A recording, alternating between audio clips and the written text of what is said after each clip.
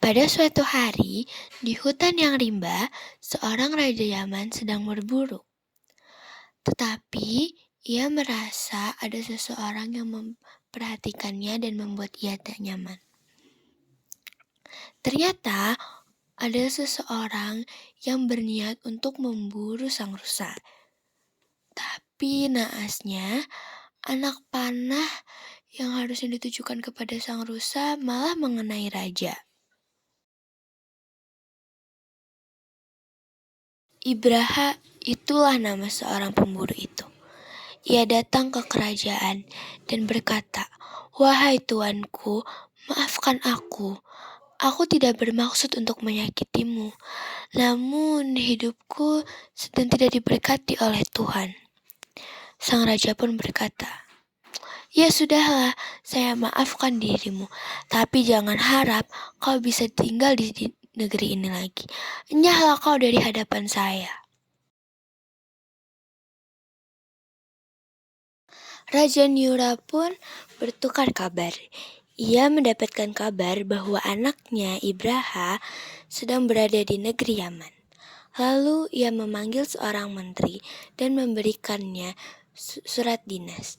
Padahal maksud dan tujuannya adalah untuk mencari Ibraha. Setelah sampai di negeri Yaman, berkat kehadiran Allah Ta'ala, sang menteri pun bertemu dengan Ibraha dan mereka pun berbincang. Raja Yaman pun penasaran, kemana perginya Ibraha? Lalu ia berkata, "Kemanakah perginya Ibraha itu? Aku akan mencarinya." Rasa penasaran yang amat sangat tinggi, Raja Yaman pun memutuskan untuk pergi menggunakan kapalnya menyusuri lautan demi mencari Ibraha. Siang dan malam ia terjang. Ia terus mencari keberadaan Ibraha. Namun naasnya, ada gulungan angin topan. Gulungan angin topan itu semakin dekat dengan kapalnya dan menggulung kapalnya hingga kapalnya pun tenggelam dan hancur. Yaman pun terdampar di pinggir lautan. Lalu ia bertemu dengan seorang nelayan dan bertanya, "Di negeri apakah saya?" Lalu seorang nelayan itu menjawab, "Anda berada di negeri Kerinci." Sang nelayan itu pun mengajak Raja Yaman untuk bermalam di rumahnya. Pun tiba, sang nelayan dan Raja Yaman yang sedang tertidur pulas tiba-tiba mendapat gangguan, yaitu orang jahat masuk ke kediaman mereka. Ia bertujuan untuk mengambil seluruh harta sang nelayan. Akan tetapi lagi-lagi Allah Ta'ala memberikannya cobaan. Sang nelayan itu pun tertusuk. Darahnya pun terciprat kemana-mana hingga mengenai Raja Yaman.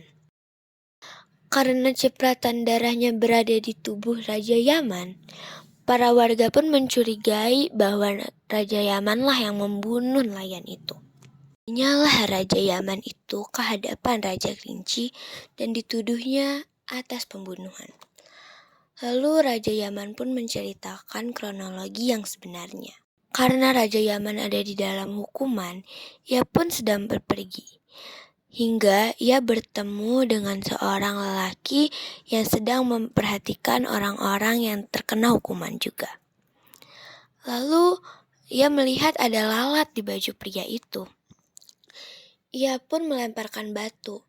Namun sayangnya, batu itu terkena pada kuping pria itu dan memutuskan telinganya. Bawalah Raja Yaman ke hadapan Raja Rinci.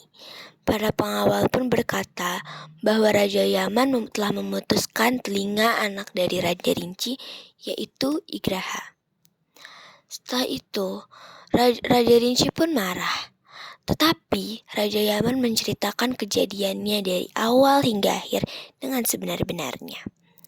Tiba-tiba Ibraha pun berkata bahwa mungkin perbuatan yang dilakukan oleh Ibraha dan juga dilakukan oleh Raja Yaman adalah sebuah ketidaksengajaan yang telah direncanakan oleh Allah. Setelah itu mereka pun berpelukan dan Raja Yaman kembali ke negerinya.